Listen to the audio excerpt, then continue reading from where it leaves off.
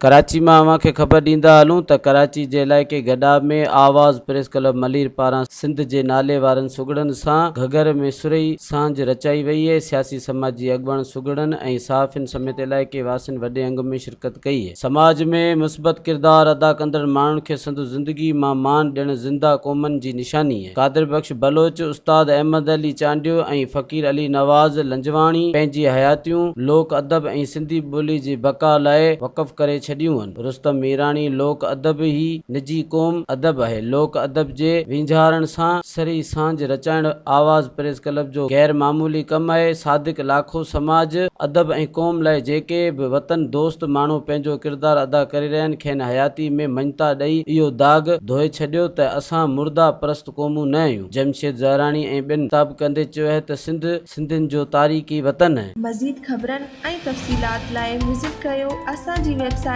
www.awamiNewsHD.com ऐं ॾिसंदा रहो अवामी न्यूज़ HD।